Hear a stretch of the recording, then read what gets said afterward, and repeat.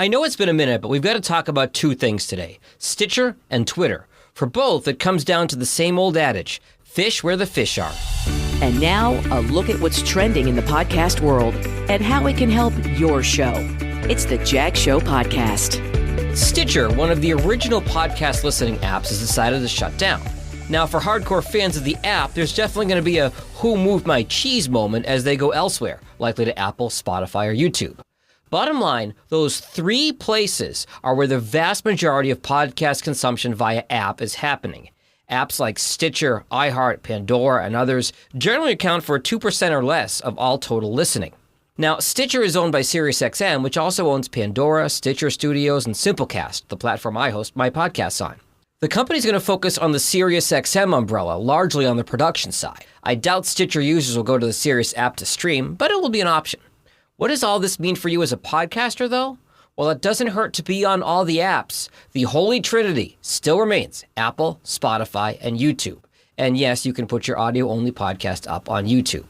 The other big news as of late involves the world's richest man and troll-in-chief, Elon Musk, who's trying to rebrand Twitter as X. I don't know why he's throwing away the branding of one of the world's most important communications platforms. Remember, when you're rich, you're not crazy, you're mercurial. But there's some question over copyright around X. Does Microsoft own it from Xbox? Do Facebook, Meta, Instagram, and Zuckerberg own it? And speaking of the latter, great move by Zuckerberg and company to let everyone on Instagram enroll in Threads with just 2 clicks.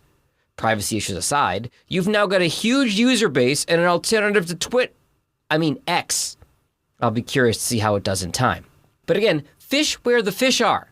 Where is your audience going online? Do they skew older, more on Facebook? Is it a more professional set who are on LinkedIn? Do they tweet? Do they thread? Do they do it all for the gram? Now, your podcast metrics are not going to tell you this. How do you find out? Ask them. As a quick listener survey via Google Forms, it's easy to set up.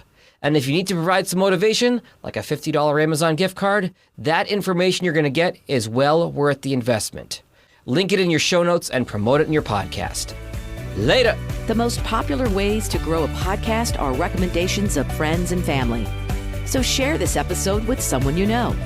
And for any questions you have about podcasts, find Jag online at jagindetroit.com.